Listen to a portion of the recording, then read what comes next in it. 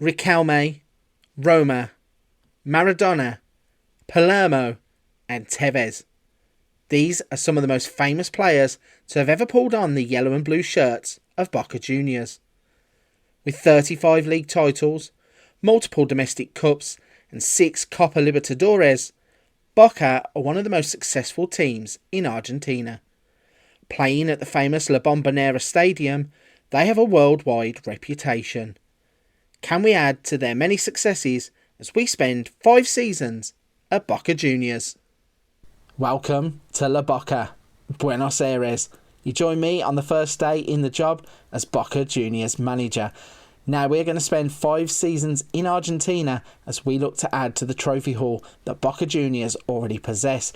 They have one of the most illustrious histories in Argentine football, and we're going to look to add to the trophy cabinet that they already have. Now, some of the most famous Argentine players have pulled on the blue and yellow jerseys, and we're going to look to make that tradition continue. Kicking things off, let's have a quick look at this information page then. So they have a 4-star reputation. They are a worldwide club, really. I think everybody knows the name of Boca Juniors. Their media prediction is first. Our director of football is a certain one Roman Riquelme. They were founded in 1905, and as I said already, down here they have amassed an illustrious club history. Let's move forwards and look at the starting 11 that we will inherit. Now, they are going to play a 4-3-3 system at the start of the game, and that is pretty good for me because I know a thing or two about 4-3-3s. Looking at the lineup, they have a mix of youth and experience in there, and I think that they have a really good building block to start this adventure with. The first name you're going to spot is a certain Mr. Edinson Cavani. He still retains a lot of his abilities even at the age of 35. He's going to be one that we will lean on certainly earlier on in the game to try and bring us that immediate success. On the left-hand side, they have Sebastian Villa. He's a tricky right or left-sided winger who can play on either side and will cause defenders nightmares. On the other side, you have Briasco. He again is a player who profiles as an either side winger or can be a striker. He does like to cut in from that right wing though. Then we have Medina in the middle of the park, player that maybe in the long term could develop a bit further. He does look like he's a raw amount of potential at the start of the game, but I think we could try and coach him into being an even better player. We then have Guillermo Fernandez next to him. He's a one at 31 that might get replaced quite early in the save, but he does still look like a decent player for his age. You then have Campuzano, Jorman Campuzano. He's a defensive midfielder or midfielder centre. He's another one that could probably be upgraded quite early on in the save. At left back we have Sarachi. Then in the centre we have another former Manchester United player in Marcus Rocco. He again does retain a lot of his abilities at the age of 32, but he's probably one in the long term will get replaced. I think we can go down the youth path and maybe replace him. Certainly from within the club, I think they have a number of youth prospects that we could lean on. The next player is Valentini. He's a player at the age of 21 that I think will develop nicely as the save goes along. And at right back they have Advincula. He's a Peruvian, 32 years old. He certainly will be one that I will look to replace short term rather than long term. And then in goal, another former Manchester United player in Sergio Romero. So that's a good block for us to build upon. As I said, I do like this 4-3-3 system, so I think we can have a bit of success with it early on. Moving on and having a look at the club vision and the board cultures then, Mr. Riquelme wants us to sign players under the age of 23 for the first team, work within the wage budget, maintain the club's status as the most reputable team in Argentina.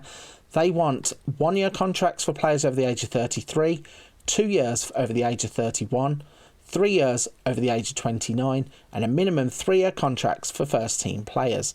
By the end of the season, they want to win the Torneo Binance, challenge for the Copa Argentina, end of the 24 season, win a domestic cup, then hopefully we get a contract renewal, continue to win the Torneo Binance, and going forwards to the end of 27, that is exactly what they want to do.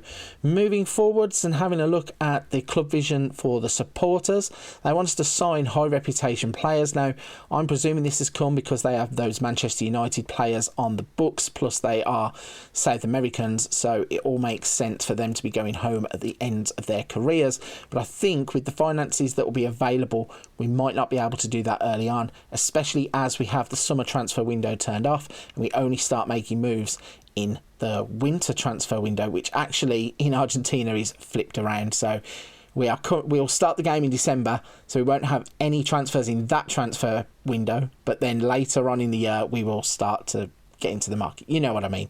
No transfers in the first part of the save anyway. So they want to sign Colombian players, which is a strange one for the fans to want us to do, but hey ho, that's where we will go if that's what they want us to do. Can't promise that we'll stick to it, but we'll have a look at it. Develop players using the club's youth system, and then their expectations are to win the Torneo Binance, become the most reputable team in South America, finish above River Plate in the league, finish above Racing Club in the league, finish above Independiente in the league, and finish above San Lorenzo in the league. So obviously they have a lot of rivalries with a lot of clubs.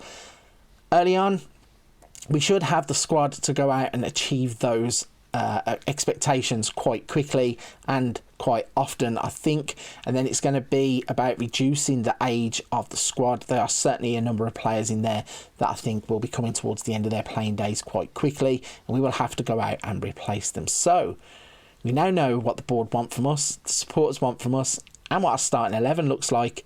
Let's see how we get on in season 1. To kick things off, let's have a look at all of the transfers that happened in the first season. Now, as you would have heard me say, I do have the first transfer window turned off. That means that all of these deals would have been done in the second transfer window only. Once we got to that second transfer window, it became very apparent very quickly that the club don't actually have any money. They were a little bit in the red, not enough to really cause me any concerns, but there was only £1 million available to us to spend, and that meant that we had to try and raise some funds. I didn't really want to disrupt the first team in the first season, so the only player that we moved on was Bruno Valdez. He's a centre-back who went to Libertad. We got about £2.5 million to him, which gave us about £3.5 million to reinvest in the playing team. So with such little money available to us, I tried to think outside of the box, and I went to Brazil, and the first player that I bought was Gilberto. Now, he's a young right defender or right wing back who has come from Palmeiras. He cost us around £750,000. He comes in on a breakthrough prospect contract, and he really does seem to have all of the right tools available to him to become a really good right back, certainly in Argentina. The next player we signed was Santiago Giordana. He again isn't a flashy player, but for around £2 million, he comes to us as an absolute bargain. Pace, acceleration, dribbling, finishing, first touch, can play off of the right wing, can play at the top of the pitch as a striker, and I think he's a player that if we can add him into the team, he can be a complementary piece to the players that we already have.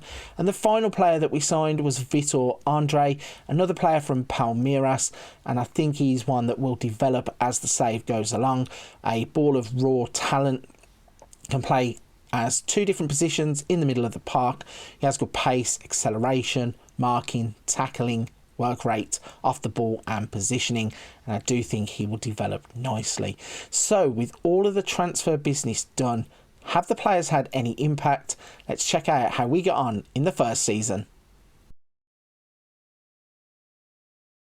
In the first season, Boca Juniors would play in a number of competitions. Let's run through some of them. I hope you've got a few minutes because this could take a while. We're going to kick off by looking at the Argentine International Super Cup, where we would be victorious, beating Racing Club 5-2 after extra time.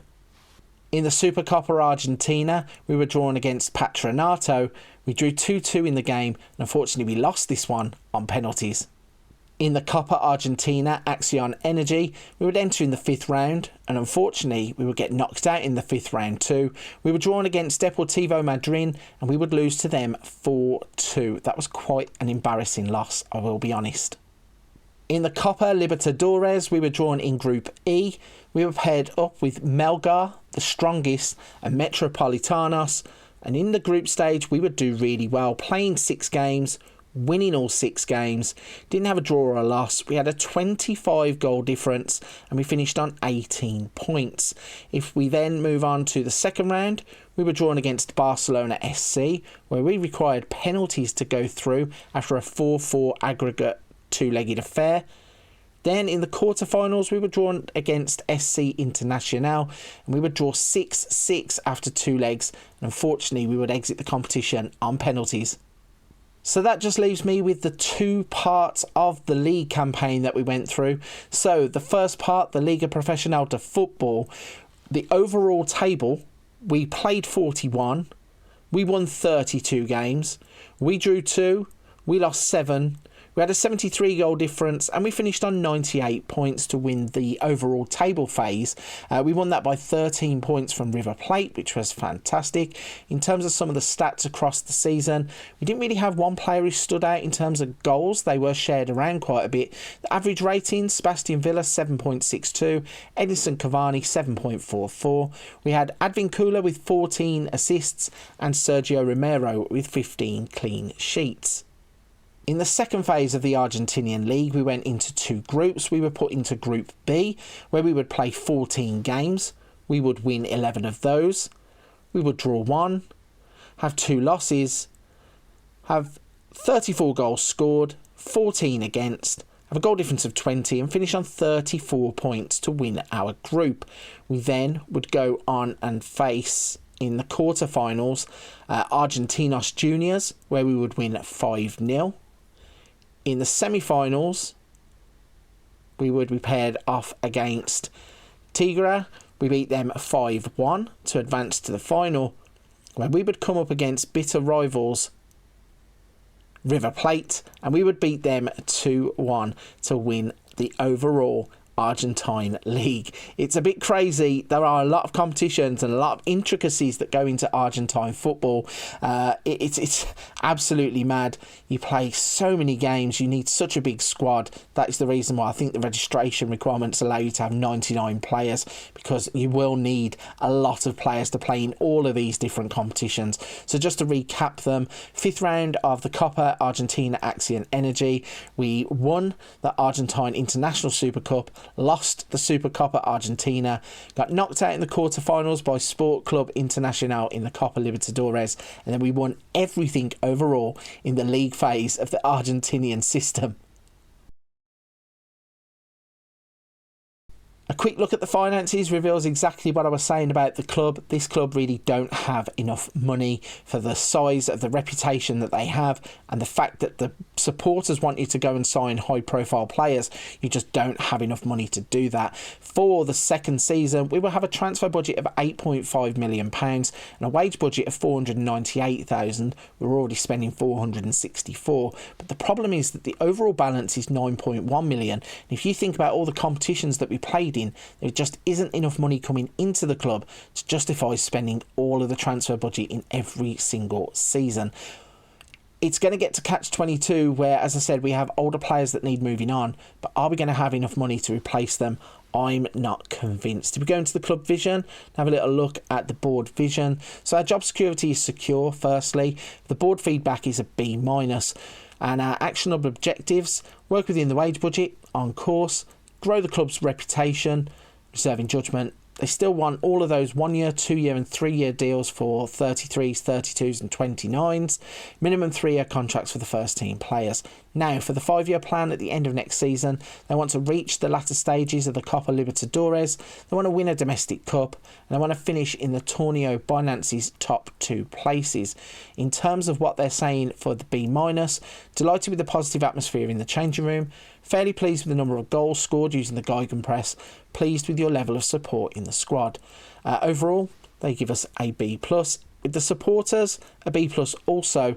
So, signed Colombian players, I did say this one could be a little bit difficult.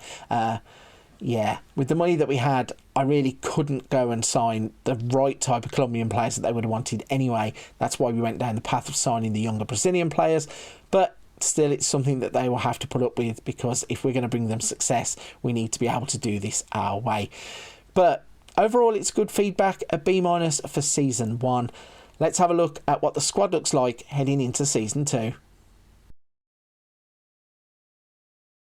To evaluate the squad heading into season number 2, we're going to look at it in two different ways. Firstly, I'm going to go through my best 11 as we head into season 2. We'll then go into the squad planner and have a look at what my assistant thinks and see if the two match up. If there are any gaps, we will look at where we can possibly strengthen the squad. So to kick things off, I would go with Romero, Barco, Rojo, Figao and Gilberto as my back four and goalkeeper.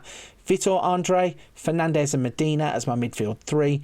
Jansen on the left, Giordano on the right, Cavani at the top of the pitch. I think it's a perfect blend of youth and experience. The two young wing backs, Vitor Andre, will complement the two experienced midfielders. On the left, you'll have Jansen. Giordano can play on the right and will also complement Cavani at the top of the pitch. Speaking of Cavani, let's look at his first season with us in charge. Still playing to a high level, as I said, in Argentina. 19 league games, 14 goals. 24 games and 16 goals overall in all competitions. Jansen was voted Argentina's best player across the season. He was a new signing before we took over at the club, and he came to life as soon as he was put in the 4-3-3 system. He would have seasonal stats of 43 games, 30 goals. He would have 8 assists to go with them, and he got a 7.32 average rating. Giordano didn't come in until later on in the season, so didn't really have a big impact straight away, but I think going forwards he definitely will have a bigger impact. We then have Vitor Andre in the middle, as I said. Marcos Rojo, he's still playing to a high level also, despite being 33 years old now.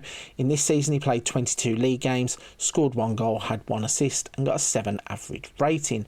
So if we go into the squad planner and have a look at what his best 11 is, he would go with Romero, Sirachi, Valentini, Figao and Advincula, Campuzano, Fernandez, Medina, Jansen, Villa and Giordano as a striker. That's interesting. I personally wouldn't have played him there because I think he's more impactful from the wing. But as I said, if we have differences of opinions, that's where we will look to address it. We also have Hilaret, who is a brilliant young up-and-coming striker that can go into the squad there. Let's also have a look at his report to see where we have a lot of strengths and weaknesses. So youth prospects, there are a whole list of youth prospects there. Boca Juniors have one of the best youth academies in Argentina, and as you can see we have a number of players that are ready to start moving up the levels to get towards the first team. But on the right hand side, weaknesses: heading, marking, long throws, defensive near post, set piece first contacts, decisions, jumping reach, leadership. Player struggling for form is Gonzalo Morales, and then defensive depth. So we may need to go out and buy a centre-back or two if we can spend that £8 million wisely. But I think overall that will be my best 11 going into Season 2, and that's what we will play. So that is the end of Season 1. And we have had a fantastic first season at Boca Juniors. We have won everything to do with the league phases and the first phase, the second phase. We basically won everything in Argentinian league football. We were runners-up in the Supercopa Argentina, winners of the Argentine International Super Cup. The Copa Libertadores is one that I definitely think we should do better in next season. We only got to the quarterfinals this season, and we did disappointingly in the Axion Energy Cup. So definitely something to build upon as we go towards season number 2.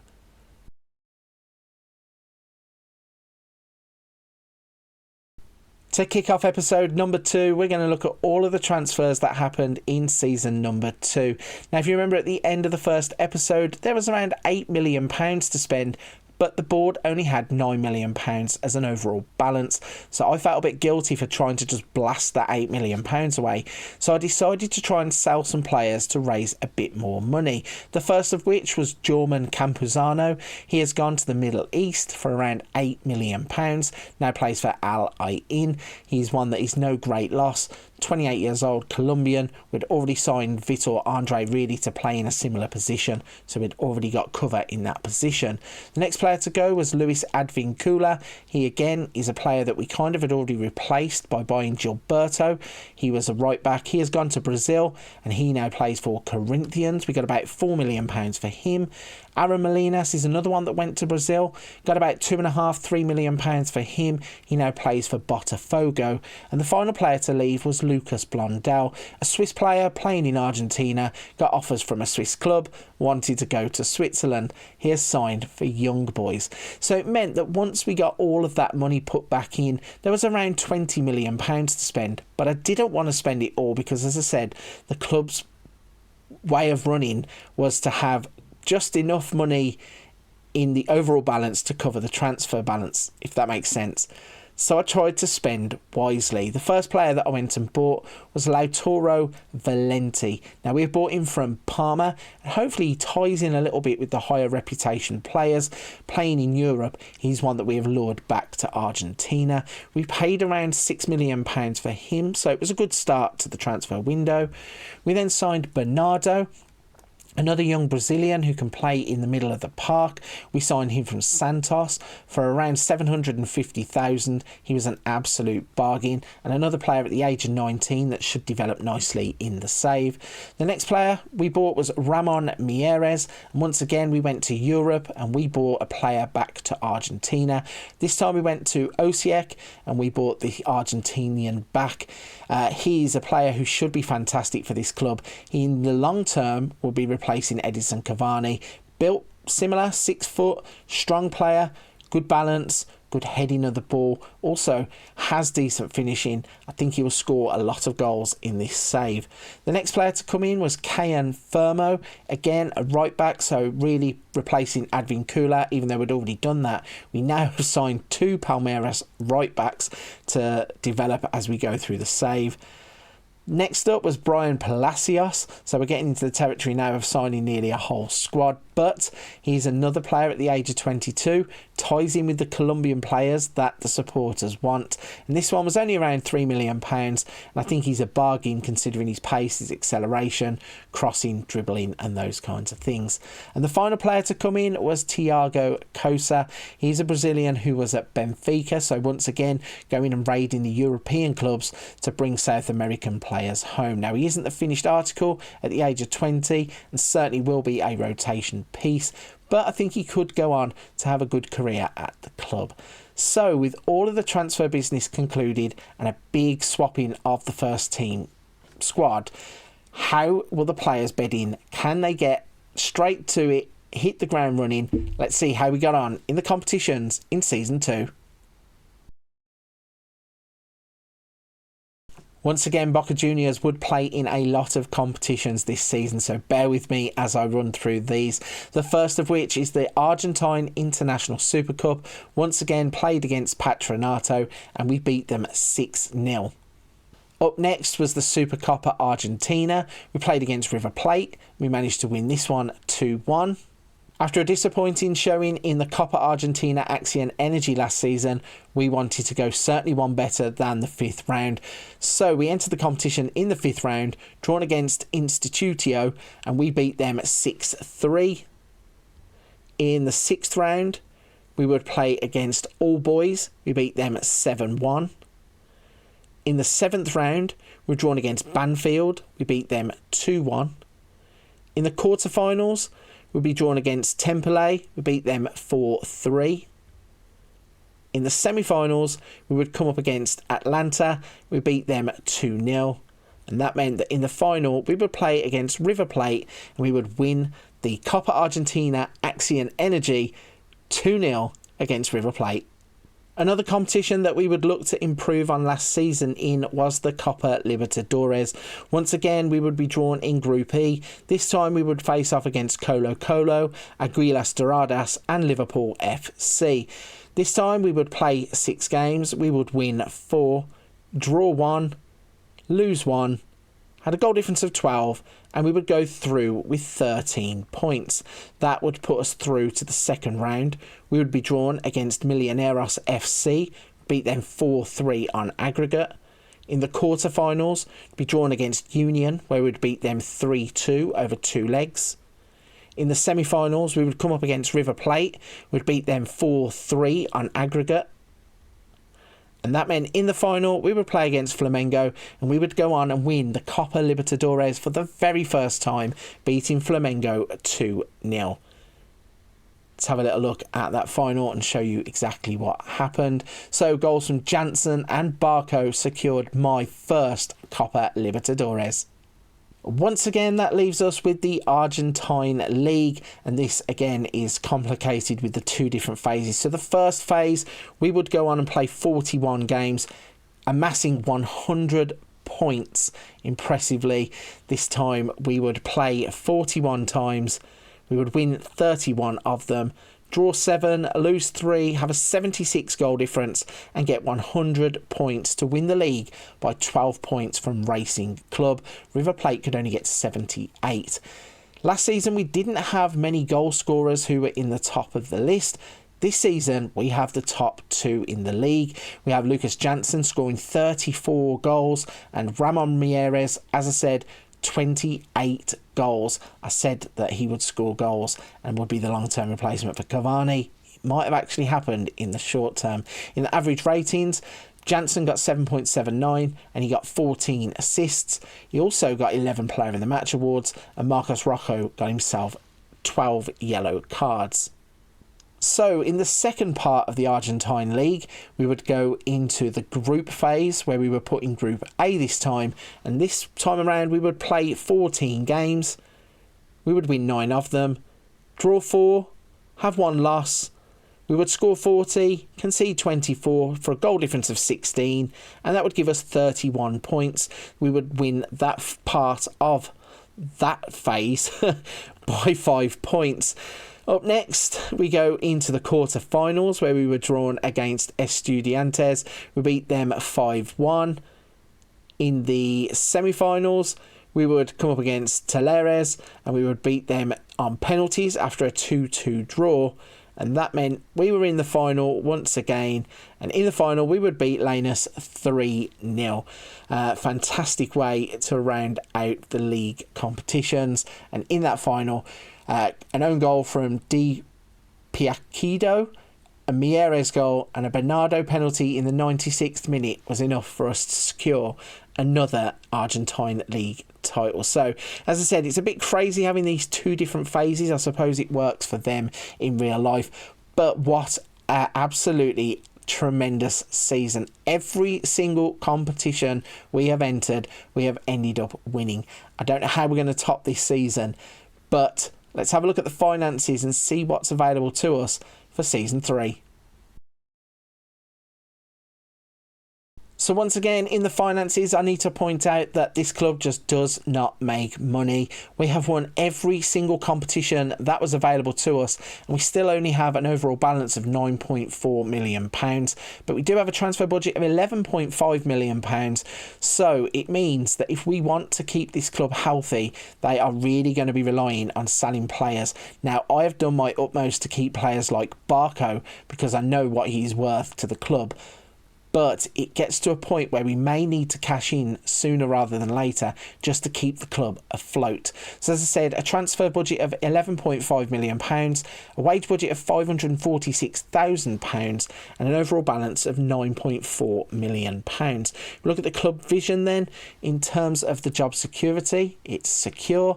We get a B from the board this time around. In terms of the objectives, work within the wage budget on course, grow the club's reputation pleased, maintain the club's status as the most reputable team in Argentina, they're reserving judgment. The informational objectives now, maximum 1-year contracts for over 32s, and minimum 3-year contracts for first team players. For next season, they want to reach the latter stages of the Copa Libertadores, and they want to win the Torneo Binance. If we look at the supporters' feedback, we get a B from them too.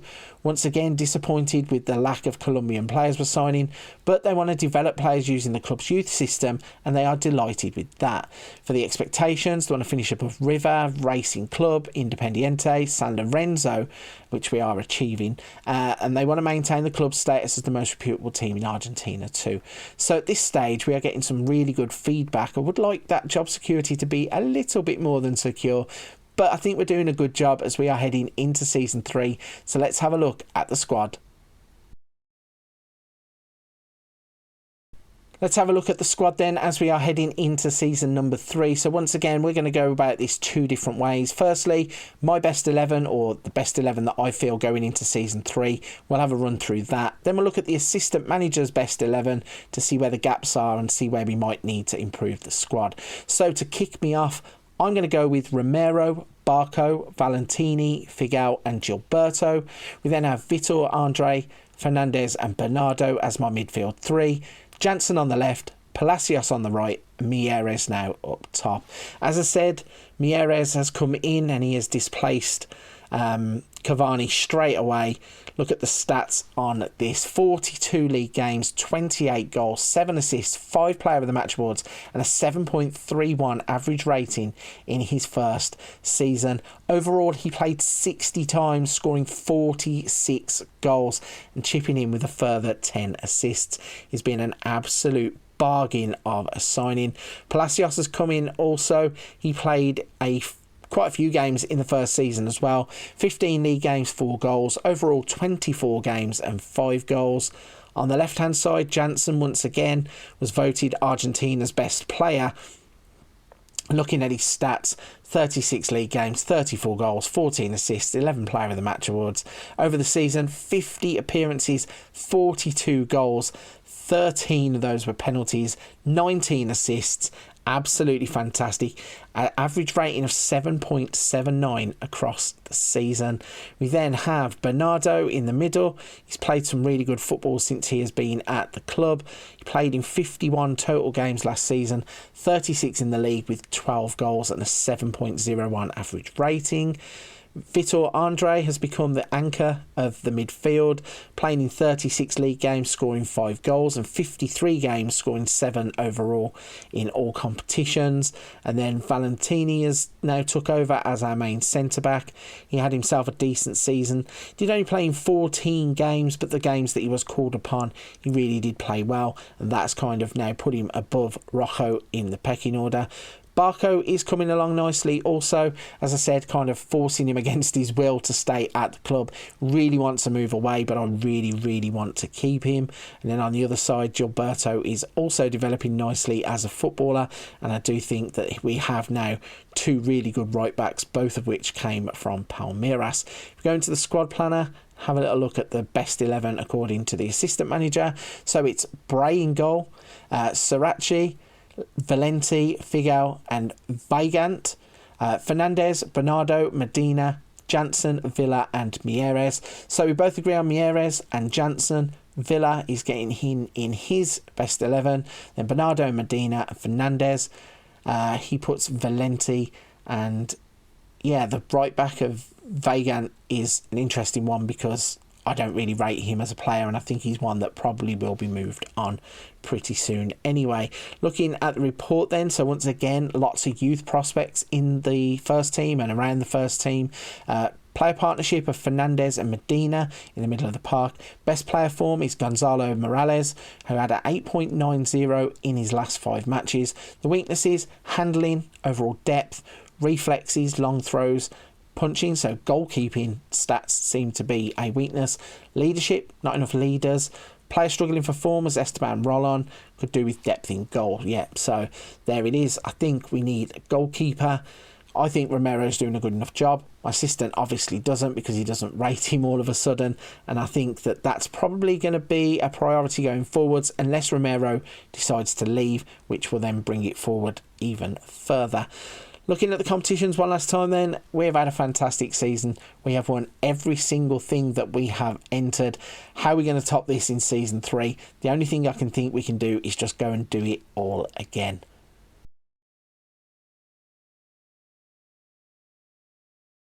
To get us underway in episode number 3, we're going to look at all of the transfers from Season 3.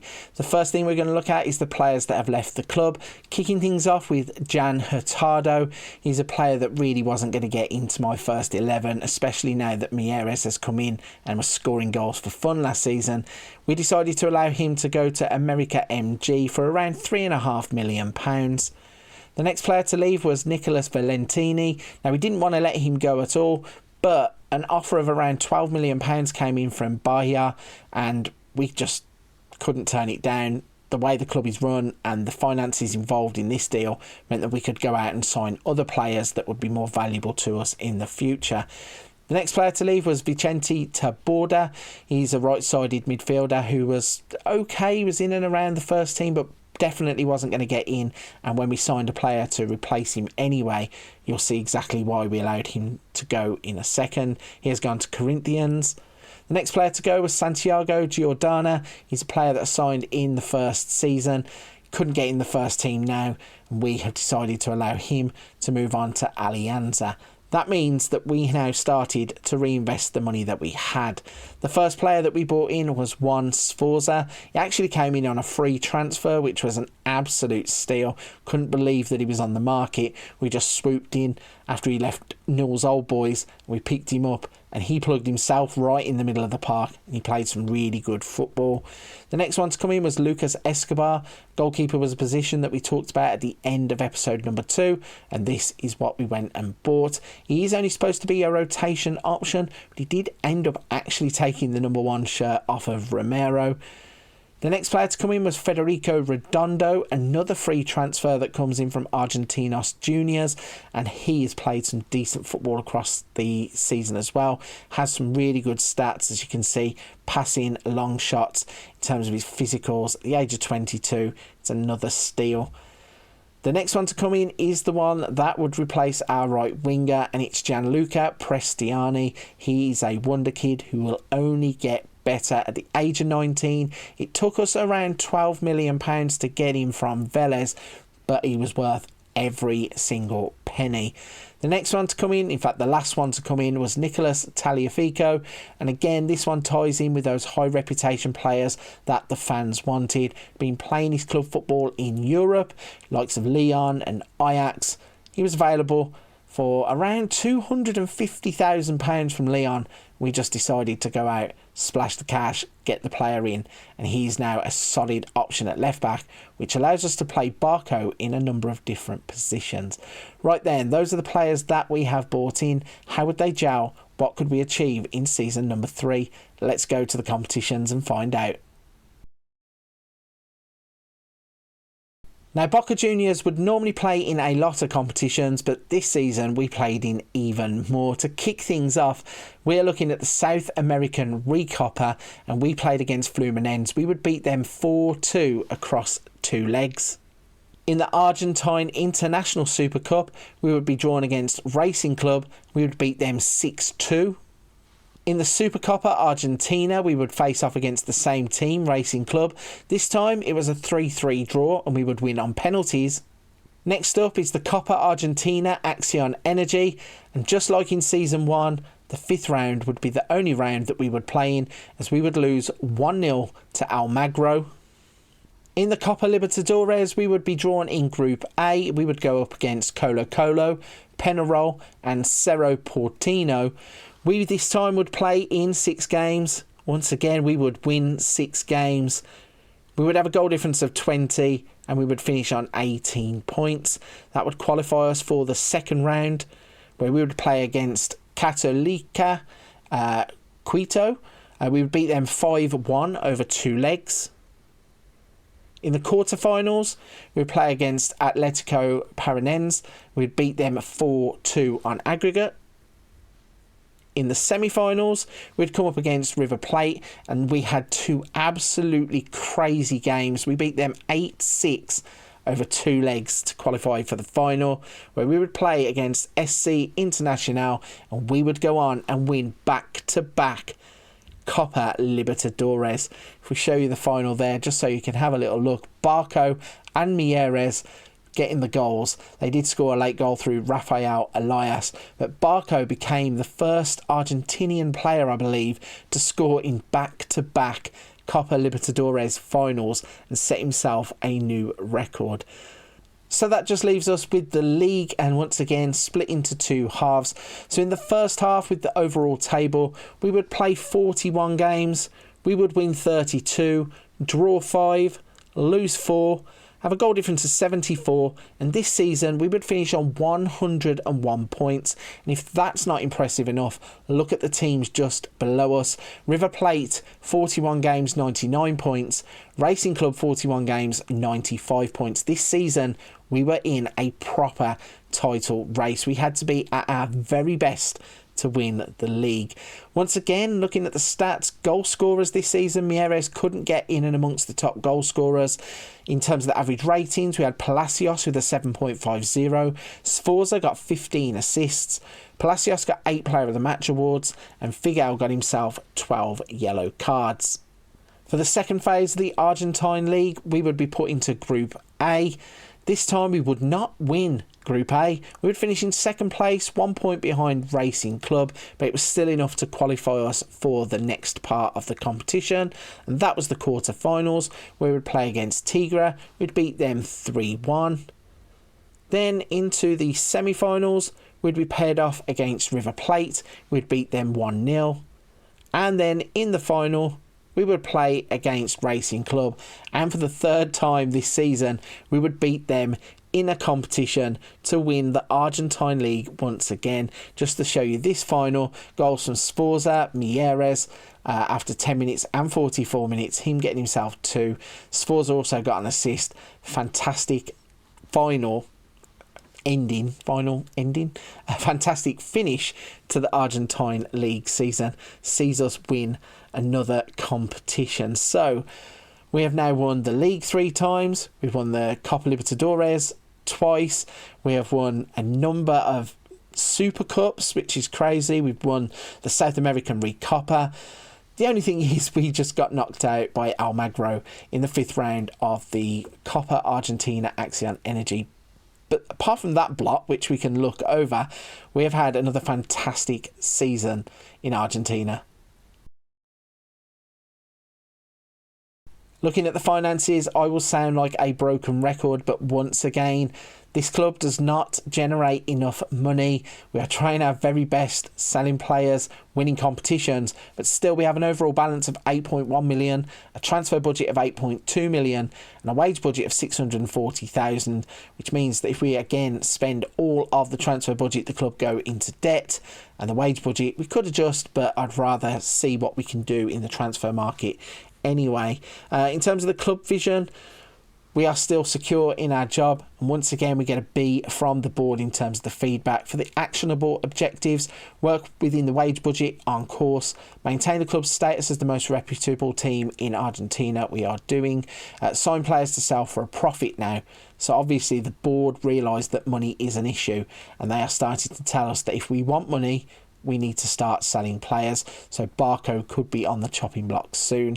Informational objectives, minimum of 3-year contracts for first team players. Then by the end of next season, challenge for the Copa Libertadores, win the Torneo Binance, and win a domestic cup.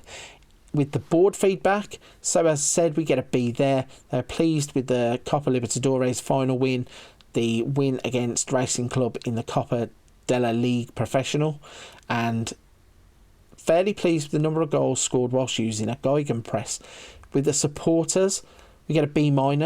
Again, Colombian players holding us back, but they're pretty much happy with everything else that is ongoing at the club.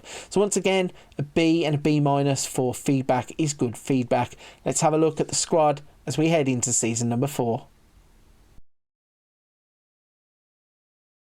To look at the squad, we're going to do it in 2 ways as usual. I'm going to run you through my best 11 going into season 4 in just a second. We'll then also go and look at the assistant manager's best 11 and see what gaps there are and where we might need to improve the team. So to kick me off, I'm going to go with Escobar in goal, Talifico left back, Valenti, Figueroa and Gilberto at right back. Then I have Redondo, Sforza and Medina now as my midfield 3. Jansen on the left, Prestiani on the right, and Mieres up top. If I show you Mieres, This is an absolute freak of a player, certainly in the system that I am using. He has now played in 82 league games and scored himself 49 league goals. He has got 12 assists and 10 Player of the Match awards across 2 seasons. Overall, last season he played in 54 games and scored 36 goals. He's absolutely fantastic and one of the best hidden gems that I have found so far in this game.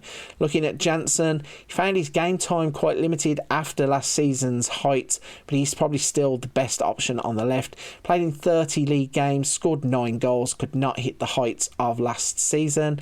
Mr. Prestiani, he's a fantastic wonder kid. He played himself 55 games in total across the season, scoring 21 goals in terms of the league competitions, but 61 overall, 21 goals, 39 total appearances and 9 goals in the league with 13 assists. Then Sforza came in on a free transfer, and he himself played in 37 games, scoring 12 goals, providing 15 assists, 53 and 17 overall. The other free transfer was Redondo. He has come in from Argentina's juniors and played some outstanding football too. If we look at his stats, 30 games in the league, 7 goals, 40 and 9 overall. So we have a team that is really, really building now and starting to gain momentum. I don't know how much we can improve this squad. Probably centre-backs is where we're going to need to look. Let's see if the assistant agrees with me. So my assistant manager now thinks it's Escobar, Srirachi, Figal, Valenti, Gilberto, Redondo, Sforza and Medina, Prestiani on the left, which is interesting, Palacios on the right and Mieres up top. So we're pretty much there. Prestiani I would swap sides. Mieres is obviously the number 1 striker at the club now. Palacios I think would put on the left if Janssen was to leave. Then Sforza, Medina, Redondo is fine. And then yes, centre-backs, I'm not 100% sure about Figal. Valenti is doing well since he has come back to Argentinian football from Parma, but I think it's probably an area that we could look at also going forwards. In terms of the report, the list of youth prospects is now shrinking. We have let a few go which didn't live up to the hype, and then we made a few pounds off of some of the other ones. Set piece chance creation is a strength. Aerial reach, natural fitness, composure, top goal scorer, best player form. In terms of weaknesses, overall depth outside of the first team, there's not a lot of depth at the club. This is something that the game seems to throw up quite a lot. Me personally, I like quite a compressed squad. So you only have a couple of players for each position. And then if you need to add to those positions, you can have versatile players rather than having massive squad and everybody gets unhappy, because player power is an issue in Football Manager. Long throws, punching tendency, free kick taking, goals against. 25 of the 56 assists conceded in the last 49 matches came from through balls. So yeah, defending is probably going to be the area that we look at. Just to go back to that then, Valenti and Figal are the current partnership. Hopefully we can invest in that area going forward. But once again, a quick overlook at the competitions. Another fantastic season. Copa Libertadores, everything in terms of the league, the Supercopa Argentina, the Argentine International Super Cup, the South American Recopa. We only have that one blot, which is in the Argentina Axion Energy Cup, where we once again reached the 5th round.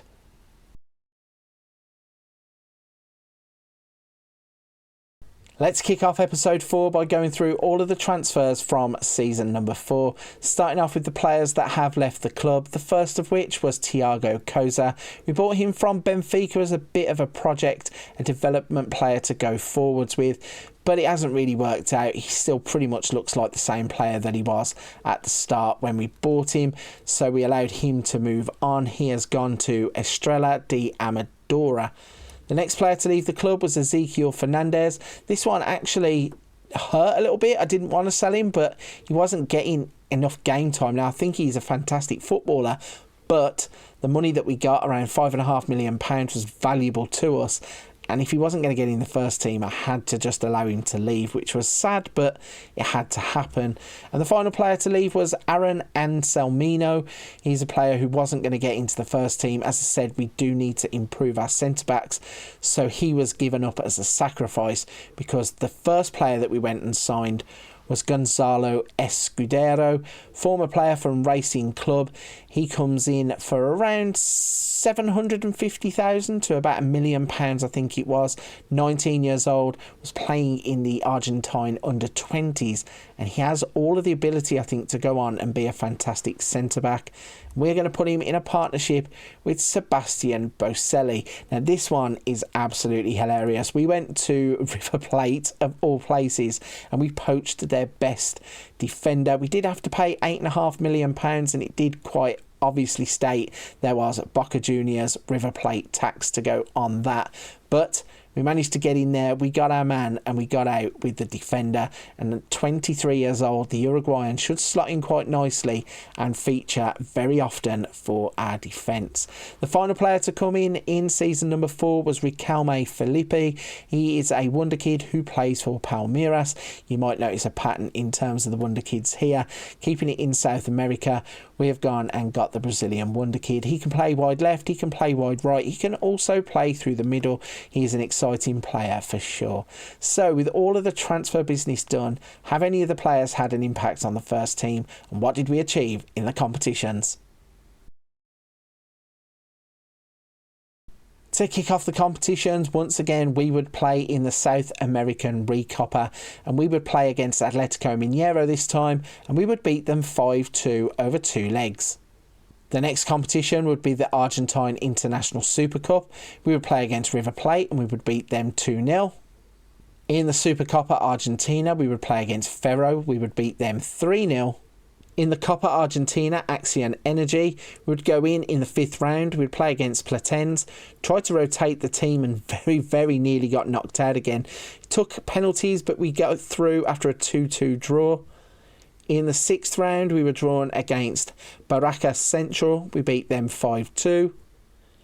In the 7th round, we would play against Atletico Rafaela. We would beat them 4-1. In the quarterfinals, we would play against San Lorenzo. We beat them 1-0. In the semi-finals, we would pair off against Talleres and we would beat them 1-0. And then we would play in the final against River Plate, where we would win 4-1. We have a little look at the match report for that. We absolutely outclassed them, reducing them to just 2 shots and 1 on target, which they scored from. We had 19 and 7, but goals from Boselli, Sforza, Palacios and Boselli would win us the Copa Argentina Axion Energy. In the Copa Libertadores, we would be drawn in Group A. We would be paired off with Red Bull Bragantino, Millonarios FC and Sports Boys. This time, though, we wouldn't win the group. We would finish in 2nd with a record of played 6, won 3, drawn 1, lost 2. We had a goal difference of just 4, and we finished on 12 points. We really struggled in that group.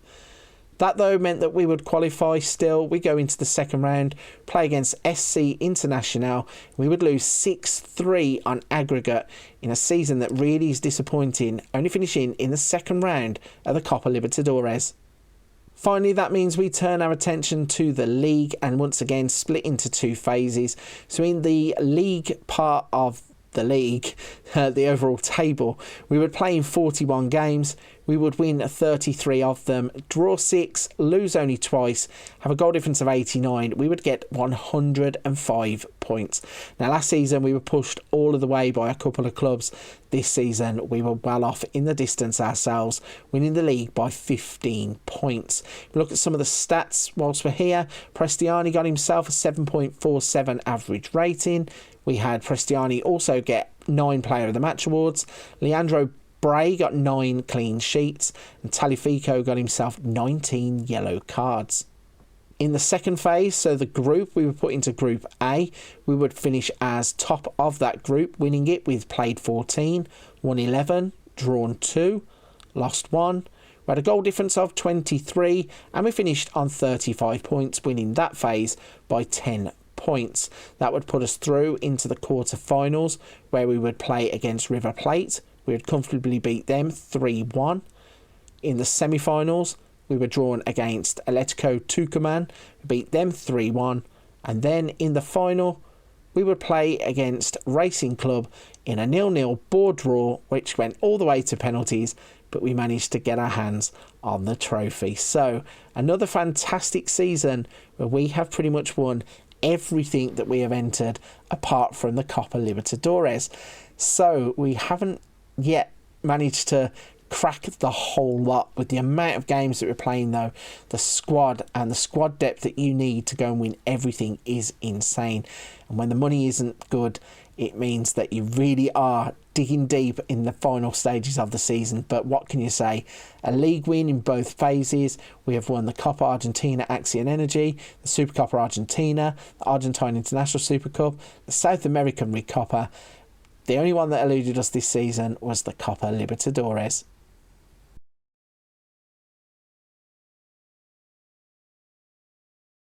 Looking at the finances heading into the final season of the save, and once again I'm going to go on about money.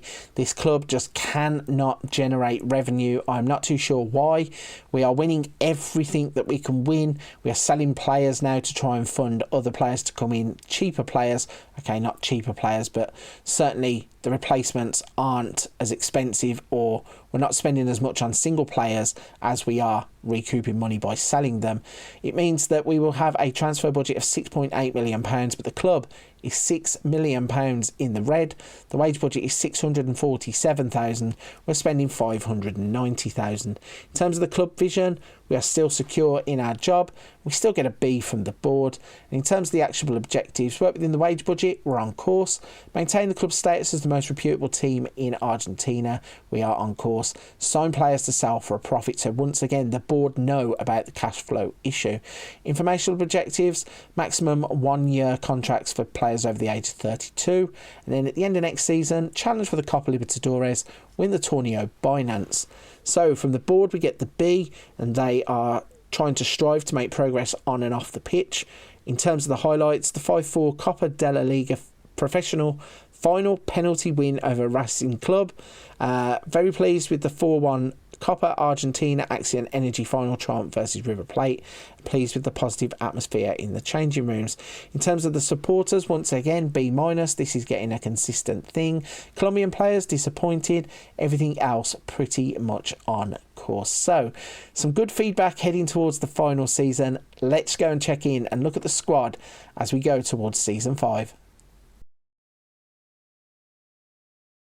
To look at the squad, we're going to do that in two different ways. As always, we're going to go through my best 11, or what I think is my best 11 going into season 5. We'll then compare that off against my assistant manager through the squad planner, and we'll see where there are gaps where we can improve for the final season.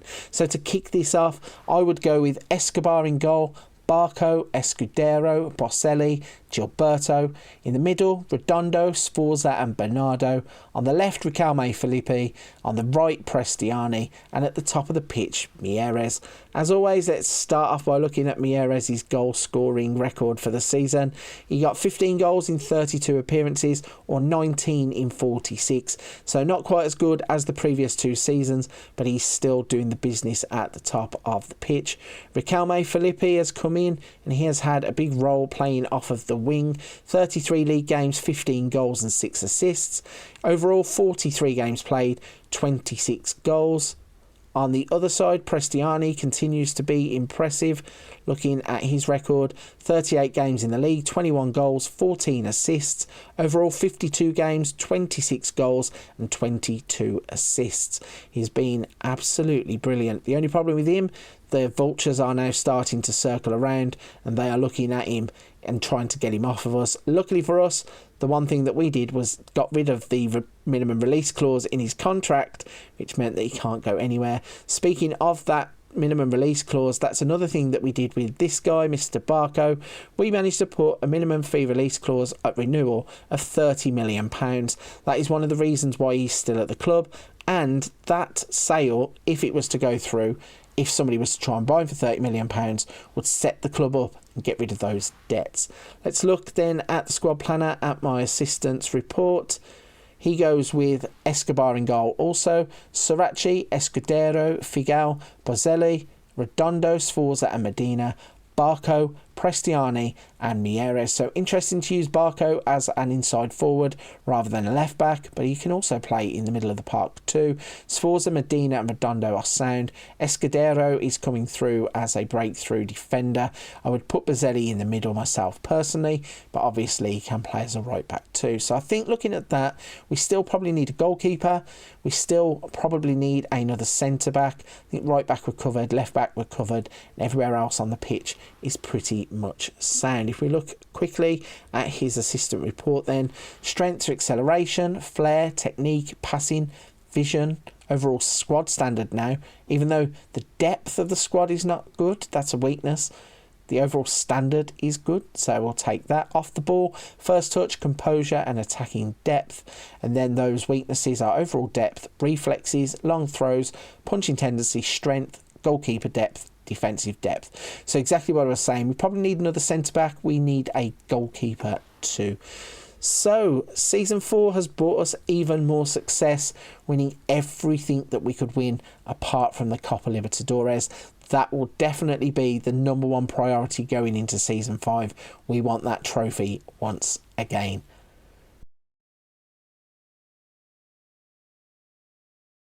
This is it then, the final season in charge at Boca Juniors. And the first thing we're going to do is look at season number 5's transfers. As always, we will look at the players that have left the club first. The first player to leave was Marcello Sirachi. We had a bid for him of £9 million coming from Al Jazeera in the UAE, and we decided to let him leave. We had other players already like Talifico and Barco, who can play at left back. Had no hesitation taking the money for that one. The next player to go was Christian Medina. He was a player I didn't want to sell, but £15 million is £15 million. We needed the money and we have allowed him to leave. And the final player to leave was Matthias Olguin. Not a big money move really. Sold him for around £1 million, but he has gone to Talleres, and that meant that we had money coming back into the club to clear the debts. But we needed to spend money. We needed to reinvest it, so we did. The first player I went and signed was Thiago Martinez, a 20-year-old Argentinian defensive midfielder who just wrecks games with his abilities. Passing of 16, tackling of 13, vision of 13, natural fitness of 16. He really is a brilliant midfielder. We got him from Defensa y Justica. He cost us around £4 million. Was an absolute snip. The next player to come in was Augusto Schott. He can play as a left back, can play as a right back. We like versatility. And the other thing we like was a free transfer. He comes in on a £20,000 per week contract, but did not cost us a penny. He was previously at Talleres. The next player to come in was Anderson Duarte, and once again, he was a free transfer. Another one at the age of 23 who can have a massive impact on the squad with his pace of 16, his acceleration of 14, determination of 20, dribbling, finishing and first touch all being essential for his position too. The final player to come in and the last signing for Boca Juniors in this save is Estevao, and we have gone back to our roots, going back to Palmeiras to clear them out of their wonder kids, this time taking Estevao. He is a player who can play up front on either wing as an attacking midfielder or even as an orthodox midfielder too. But I think personally he will be a winger. Could mean that Riquelme Felipe's time is cut back, but it's Estevao and he's absolutely brilliant. So that is all of the transfer business done for the final season. This squad is ready to go and win everything, hopefully. So let's find out, did they do it? Did we manage to win everything in the final season? The first competition we will look at is the Argentine International Super Cup. We would play against Racing Club and we would beat them 2-0. Up next was the Supercopa Argentina, and once again we would play against Racing Club. This time we would beat them 3-2. In the Copa Argentina Axion Energy, we'd go in at round 5. We would beat Union in that 5th round 3-1. In the 6th round we would be drawn against Central Cordoba. We would beat them 4-0. In the 7th round we would come up against Alt Brown and we would draw 0-0 in the game and lose on penalties. In the Copa Libertadores, we would be drawn in Group H we would play against Deportivo Táchira, Sport Boys and the Strongest. Once again, we would play 6 times, win 6 times, have a goal difference of 16 and finish on 18 points. That would put us through into the second round where we would face off against Banfield. We beat them 8-0 overall on aggregate in 2 legs. Into the quarterfinals, we play against Flamengo. We would beat them 5-3 over 2 legs. Into the semi-finals, where we would come up against SC Internacional, and after a 4-4 aggregate score over 2 legs, we would lose on penalties in our final Copa Libertadores. So that just leaves the league, and once again split into 2 sections. The first part is the overall table, or the league phase of the league. We would play 41 games, we would win 34 of them, draw twice, lose 5 times, have a goal difference of 73, and we would score 104 points. Once again, walking away with the league completely easy. If we look at some stats, we had Mireles score 25 goals to be top goal scorer, but Prestiani was right there with him, also scoring 25. So that's 50 league goals between 2 players in attacking positions. Prestiani would get a 7.44 average rating, Mireles would get a 7.28. Then assists, Prestiani 17, Sforza 15. In terms of clean sheets, Montero would score 13 clean sheets. In fact, that is a signing that I missed off. We signed Alvaro Montero. May as well throw that one in there whilst we're here. We needed a goalkeeper. I did say we needed a goalkeeper. I don't know how I missed that, but Montero was the goalkeeper that we signed. The other stat there was Talifico got 23 yellow cards this season. That's 19 last season, 23 this season. That's an insane amount of yellow cards across 2 seasons. So in the second phase of the league, when we get put into the groups, we were drawn into Group A, where we would go and win that phase 2. We would play 14, win 12 times, draw once, lose once, have a goal difference of 27 and finish on 37 points. That puts 10 points clear of River Plate. Then moving on into the quarterfinals, we'd play against Estudiantes. We'd beat them 4-0. Into the semi-finals, we'd beat Racing Club and play against them, beating them 3-0 in the semi-final. And that means going on into the final to play against Belgrano, where we would win 2-1 to win another league title. So that means we have won the league in every single season. In the final of this one, Prestiani and Redondo would get the goals that would secure us another league title. So we didn't quite win it all like we wanted, but we did have another successful season, winning both parts of the league, winning the Supercopa Argentina, winning the Argentine International Super Cup. Copa Libertadores was one that got away, and also the Copa Argentina Acción Energy. If we were to do another season, this is how the finances would look, and I am absolutely gutted. I don't think I've ever left a club in debt in the entirety of doing these kinds of videos. I really think it's a shame that they cannot generate more money without having to sell players. £14 million in the red is not good. They would have given us £3.4 million to spend. I don't think I would have spent it had we gone on another season. The wage budget is now up to £736,970. Looking at the club vision then for the final season, our job security is still secure. It's been secure since day 1. It's still secure on the final day too. Board feedback is a B- this time. The actionable objectives: work within the wage budget, on course; maintain the club's status as the most reputable team in Argentina, on course; sign players to sell for a profit, satisfied. Now obviously that one is getting more and more important as that amount of money keeps decreasing and decreasing and the debt keeps climbing and climbing. In terms of the informational objectives, maximum 1-year contracts for over 32-year-olds, and at the end of next season they would want to challenge for the Copa Libertadores, win a domestic cup and finish in the Torneo by Nancy's top 2 places. In terms of the supporters, we would get a B-. Once again, the Colombian players thing would be the biggest drawback. So overall, fantastic feedback from both the board and the supporters. Let's have one last look at the squad before we leave the save. So then one final look at the squad before we leave the save. Again, going to go through it in the two ways. We're going to look at my best 11 that I think I'm leaving behind and then see if my assistant manager agrees. I would go with Montero in goal, Barco, Escudero, Boselli and Schott. Then Martinez, Sforza and Redondo as my middle three. Estevao, Prestiani and Mieres. If we look at Mieres, as we leave the save, let's just show you what he has managed to achieve. So every single season he has scored goals. He's been fantastic once again this season with 39 games played, 25 league goals, and a total of 31 in 54 overall. In terms of Estevao, he came in, tried to have an immediate impact, played 28 games, 8 goals, 5 assists, and 10 goals in 38 appearances overall. Prestiani once again had a fantastic season, just continuing his path to superstardom. 42 appearances in the league, 25 goals, 17 assists. It's phenomenal. 56 games, 34 and 20 assists overall for the season.